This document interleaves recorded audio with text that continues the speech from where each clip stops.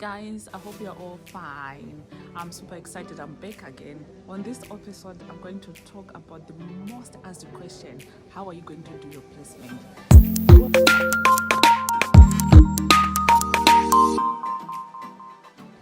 Welcome to my channel if you are new. As you all know, this channel I talk about my journey coming to UK from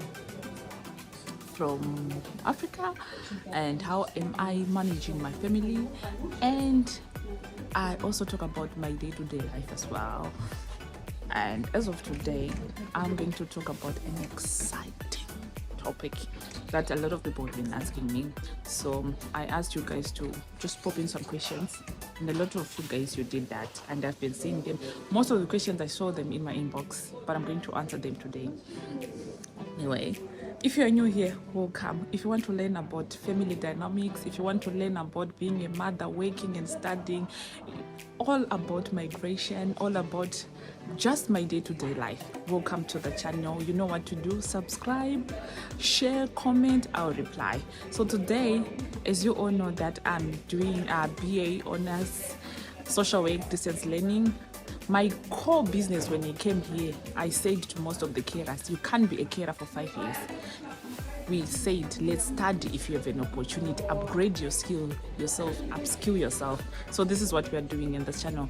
So most people are asking me, Abby, how are you going to do your placement? Guys, before you enroll in this program, this is the first thing that you must consider. Is it going to Are you going to juggle? How are you going to juggle it? Because this involves your employment. Remember, you've got an employment. Remember, you've got a 60-day placement and 100-day placement. So you might start the program, but you might not finish the program. You might stop there without completing the placement, because once you don't complete it, you cannot proceed with the program. Okay, here is the thing. The program is distance learning. We come to school twice a year, January and June. And then second year you go for placement 60 days.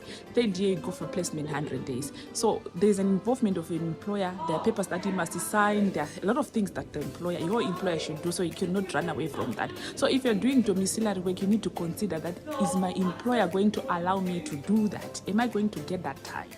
So that's the thing. If you work for NHS, there is what is called flexi working. That's what most of the people, in fact, the most students that I've met here who are from my own country, they work for NHS. There's flexi working, where you can work flexibly. You can choose when to work, as long as you meet your hours, as long as you meet your time.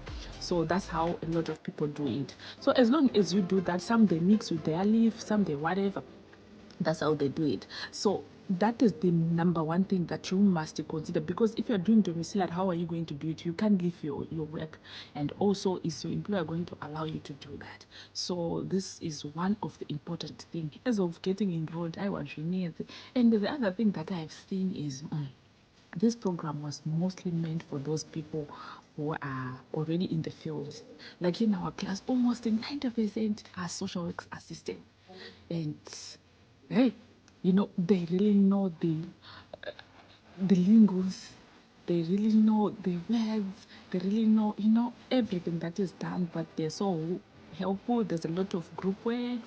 And the other thing is also, when you come here, there's also an issue of accommodation as well.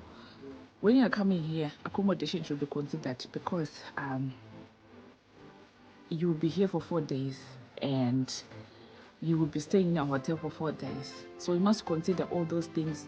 On top of my days, I'll go to Chatura leave. You are foot. My consider, is your employer going to allow you to do that? So this is one of the things that is the most important thing. Okay, blending with people with knowledge and who are in the field is not a problem. We can all do that. It's not a problem. That one is not a problem. They are so helpful. They teach you. We do a lot of group works. Anyway, it's all about advocating, and we all work with all the people, so you can always know what to do.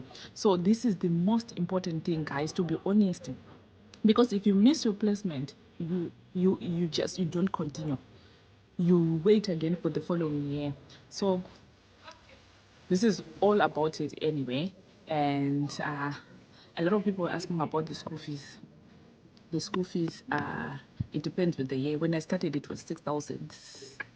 6,800 when I started, and it's still the same. It's more like logged like that. So as of the group that is coming 2020, 2027, yeah, 2020, oh, groups 2026, the stage two that are coming 2026 is apparently 7,000, but it's all doable, guys. It's an exciting program. I've learned a lot of things, and I know somebody's going to ask me that, do the university help you in terms of placement? Yes, it depends with your tutor. Our tutor was very, very helpful, but the challenge that was there is we are learning Scottish legislations, most of it, and even our registration are for Scotland. So the most thing that I can say is they do help, but the challenge in England that I've seen is most councils in England, they normally take from their universities in England. For example, I live around Hertfordshire Borough Council,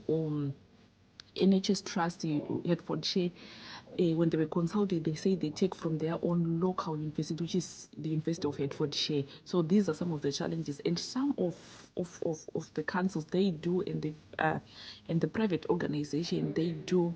But the other things that they're asking is like, if you are learning, if your school is in Scotland, and why England? That was the other question, but. Anyway, like our tutor are very helpful to secure you a place, but you don't relax. You also look for your own, especially if you're working in a setup where there are no social workers. Like I know a lot of people who are like me who are on COS. A lot of you are not working as social work assistant, but no wonder they are carers. So, that is the thing. And then the other thing is in terms of mode of learning. And like I said, we come here twice a year, and we do about 4 assignments, and we wrote an exam this January. It was an open exam. So, and since we are coming here for 4 days, the other 50th day for tomorrow, Friday, will be Teams. Will be on Teams. So, yeah, and a lot, but hey, there's a lot of stuff, to be honest, a lot of stuff that you need to grasp it, to learn. There's a lot to learn, but we will not give up. That's true. We'll not give up. We'll learn, because remember, you're doing a lot of things. You're working. I'm a mom. I still have my job, like I said, and I still need to read. There's a lot, but we can still do it. And in terms of placement, I've seen there's a lot to do in placement. There's a lot of paperwork. There's a lot of submission, a lot of learning. But if you get a placement educator who is good, everything will be fine. So, guys, nothing is impossible.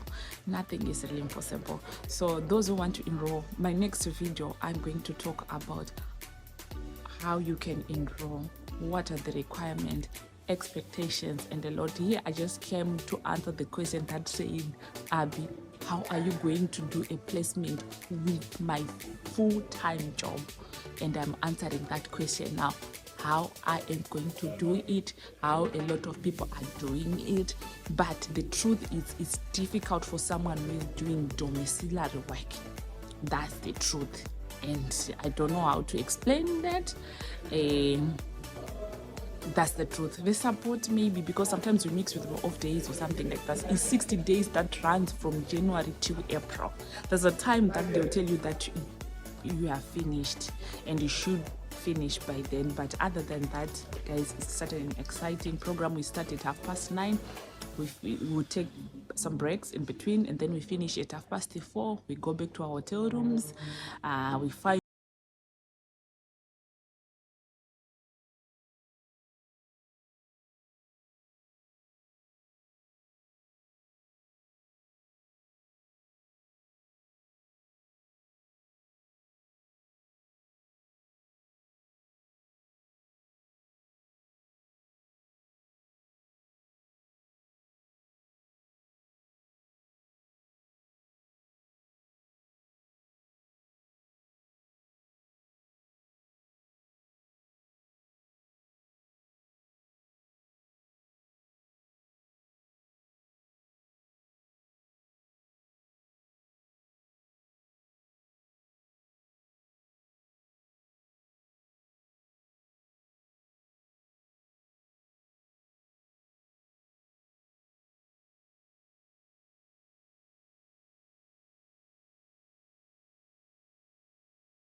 So bye for now, guys.